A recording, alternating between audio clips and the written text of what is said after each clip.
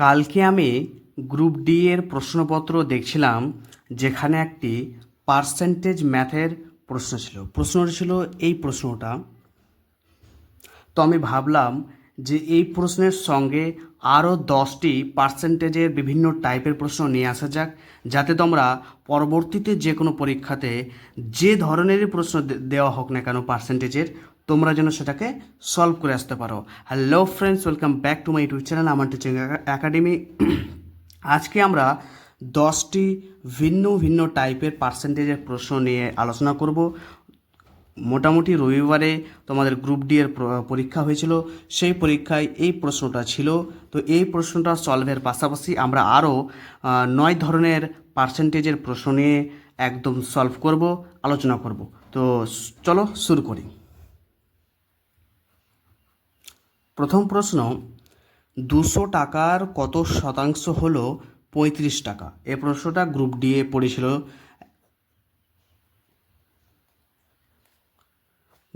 পড়েছিল, তো চলো শুরু করি। বলছে 200 টাকার কত শতাংশ হলো 35 টাকা। খুবই সহজ প্রশ্ন। আমরা যদি দেখে 35/200 করি ইন্টু 100, মানে 35 টাকা বাই 200 টাকা ইন্টু 100 করলে আমরা পেয়ে যাব যে 35 টাকার শতাংশটা কত হবে সেটা। তো এখান থেকে আমরা সলিউশন পাবো 100 ইন্টু 2, 35 17.5, তাহলে 17.5%। এটা হচ্ছে আমাদের সঠিক উত্তর। ওকে, নেক্সট প্রশ্ন। একটি সংখ্যার মান 80 থেকে 100 হলো, শতকরা বৃদ্ধি কত? আমি কিন্তু 9 ধরনের বিভিন্ন টাইপের করব। অবশ্যই প্রথম থেকে শেষ পর্যন্ত ভিডিওটা দেখবে, অনেকটাই উপকৃত হবে। অনেকটা মানে অনেকটা। তো বলছে একটি সংখ্যার মান 80 থেকে 100 হলো, শতকরা কত বৃদ্ধি পেল? তো 80 থেকে 100 হয়েছে, তাহলে আমরা এখানে প্রথমে লিখব বৃদ্ধি। মানে সংখ্যায় কতটা বৃদ্ধি পেল।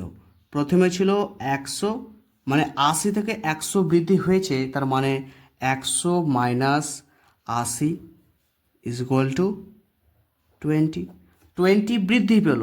এটা তো আমরা সংখ্যায় পেলাম, তাহলে শতকরা কত বৃদ্ধি পেল?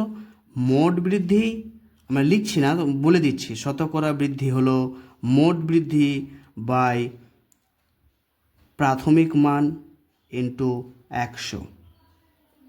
একটা শূন্য কাটলাম, এদিকে 2 দ্বারা 4, এদিকে 2 দ্বারা 5, 4 5 20, 5 5 25। তাহলে শতকরা কত বৃদ্ধি পেল? অ্যান্সার হচ্ছে 25%। ওকে, নেক্সট প্রশ্ন। এবার আমরা 3 নম্বর প্রশ্নের সমাধান দেখব। 3 নম্বর প্রশ্ন এবং 2 নম্বর প্রশ্ন একই। এটা 80 থেকে 100 হয়েছে, আর এখানে বলছে যে একটি পণ্যের দাম 500 থেকে 400 টাকা হলো, শতকরা কত কমলো? এটা ছিল বৃদ্ধি, এটা ছিল হ্রাস। তাহলে কিছুই না। তাহলে আগে ছিল 500 টাকা, এখন 400 টাকা হয়েছে, তাহলে প্রথমে লিখব হ্রাস। আমি কিন্তু সব কথা লিখছি না, কিছু কিছু কথা মুখে বলছি এবং কিছু লিখে দিচ্ছি। ওকে, তাহলে প্রথমে 500 টাকা ছিল, বলছে 400 টাকা হয়েছে, তাহলে হ্রাস কত হয়েছে? হ্রাস হয়েছে 100 টাকা। 100টা তো আমরা সংখ্যায় পেলাম, এটাকে শতকরায় কত হ্রাস পেয়েছে? শতকরা হ্রাস কত হবে? প্রথমে হচ্ছে মোট হ্রাস বাই কত? প্রাথমিক দাম অর্থাৎ 500 ইন্টু 100। তাহলে 2 কেটে দিলাম, 5 20 100, 20% হ্রাস।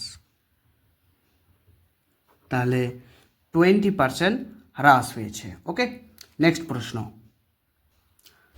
প্রশ্ন অর্থাৎ প্রশ্ন নম্বর 4।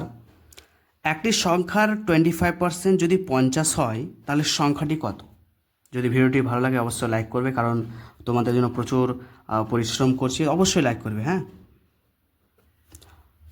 বলছে যে একটি সংখ্যার 25%, মানে সংখ্যার 25% মানে কি? 100% হলো পুরো সংখ্যাটা। আমি কিন্তু লিখছি না, সব কথা বুঝে দিচ্ছি। 100% হচ্ছে পুরো সংখ্যাটা, যে সংখ্যায় থাকুক না কেন তার 100% হচ্ছে সে সংখ্যাটা। এবার বলছি সে সংখ্যার 25%, মানে 1/4 ইজ ইকুয়াল টু 25%, মানে 4/1 হচ্ছে 25%, এবং সেই 25% সমান কত? 50 টাকা। তাহলে আমরা লিখতে পারবো সংখ্যাটা কত হবে? সংখ্যাটা হবে 4 × 50। কেন? 4/1 যদি 50 টাকা হয়, তাহলে 4 হলো পুরো সংখ্যাটা, 4 × 5 = 20, মানে 200 টাকা। তাহলে 200 টাকা হচ্ছে আমাদের পুরো সংখ্যাটা, এবং এই 200 টাকার 25% হচ্ছে 50 টাকা। ওকে, নেক্সট প্রশ্ন বলছে 240 এর 15% কত? এ ধরনের অঙ্ক প্রায় আসে চাকরি পরীক্ষাতে, এ ধরনের অঙ্ক প্রায় আসে। তাহলে এখানে লিখব 240 এর 15%, তাহলে কত হবে? সিম্পল, 240 × 15 লিখলাম, ডিভাইডেড বাই পার্সেন্টেজের জন্য 100। তাহলে এটা 0 কাটলাম, আমরা এখানে করব 2 দ্বারা 12, 2 দ্বারা 5, 5 দ্বারা 3, 3 × 12 = 36, তাহলে 3 × 12 = 36। তাহলে প্রশ্ন ছিল 240 এর 15% কত হবে? তো অ্যান্সার হবে 36। আচ্ছা, নেক্সট প্রশ্ন খুবই একটা সুন্দর এবং জটিলও প্রশ্ন ধরা যেতে পারে, খুবই সুন্দর প্রশ্ন। একটি বই 200 টাকায় কিনে 250 টাকায় বিক্রি করলাম, তাহলে লাভের শতাংশ কত? লাভের শতাংশ কত? তাহলে আমরা লিখব মোট লাভ।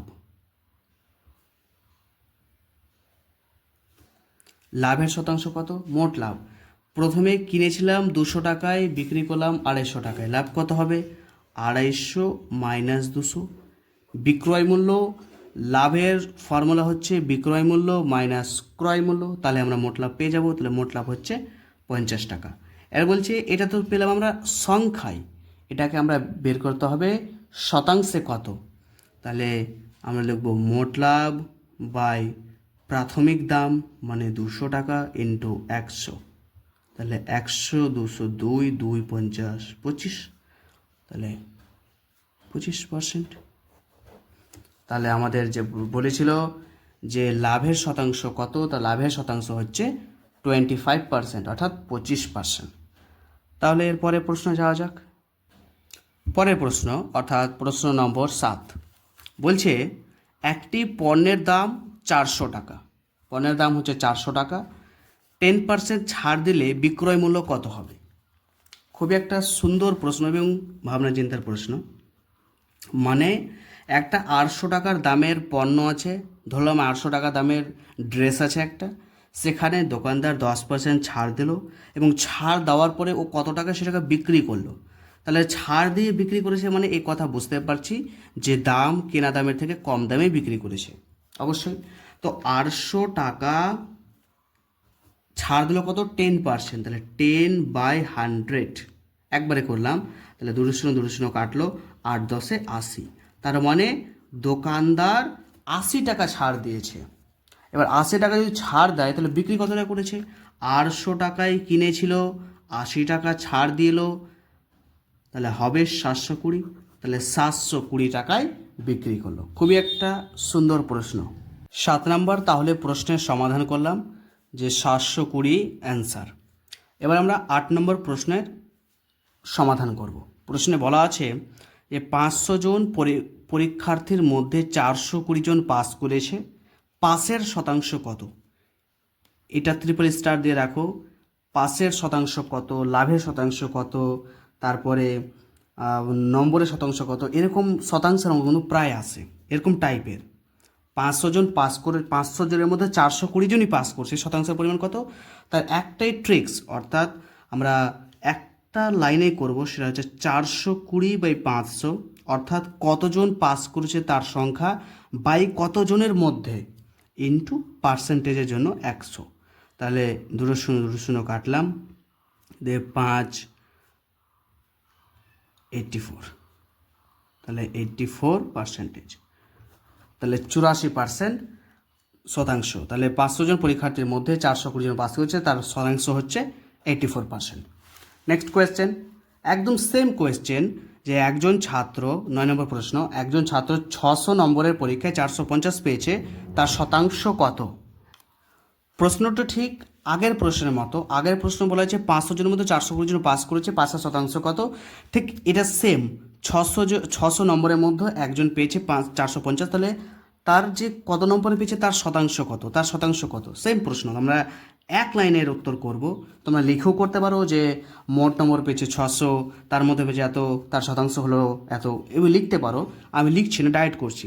তাহলে 450 নম্বর পেয়েছে কার 600 এর মধ্যে, এবং বলছে শতাংশ কত, শতাংশের জন্য আমরা 100 দিয়ে দেবো। তাহলে 100 দিকে 6, এদিকে 6 দিয়ে যদি করি তাহলে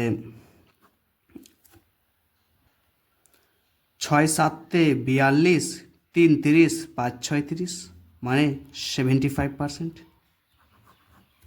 75%। নেক্সট প্রশ্ন, আমাদের আজকের আলোচনার সর্বশেষ প্রশ্ন।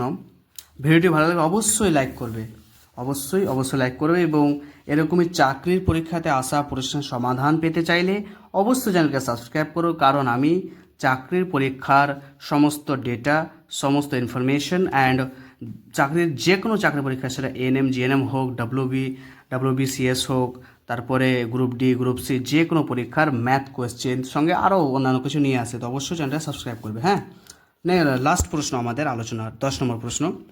একটি শহরের জনসংখ্যা 20,000 থেকে 25,000 হলো, শতকরা কত বৃদ্ধি পেল? এ ধরনের অঙ্ক আমরা আগেও করেছি, কিছু নয়, আমরা লিখব প্রথমে মোট বৃদ্ধি। তো 25,000 হয়েছে, মোট বৃদ্ধির একটা আমরা বলেছিলাম এদিকে, তাহলে 25,000 থেকে 20,000 বাদ, মানে 5,000, তাহলে 5,000 হলো এখানে। এবার হচ্ছে শতকরা কত বৃদ্ধি, তাহলে 5,000 বাই 20,000, 5,000 বাই 20,000। কারণ 20,000 কেন হলো, কারণ যেটা প্রাথমিক বৃদ্ধি বা প্রাথমিক যে জনসংখ্যা, সেটা মোট বৃদ্ধি বাই প্রাথমিক জনসংখ্যা পার্সেন্টেজের জন্য 100।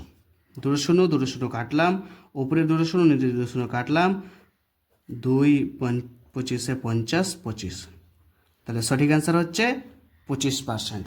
তাহলে শতকরা কত বৃদ্ধি পেয়েছে, শতকরা 25% বৃদ্ধি পেয়েছে। এই ছিল আমাদের 10টি প্রশ্নের আলোচনা। ভিডিওটা ভালো অবশ্যই লাইক করবে, এবং আবার আসছে নতুন একটি ভিডিও নিয়ে, ততক্ষণ পর্যন্ত ধন্যবাদ।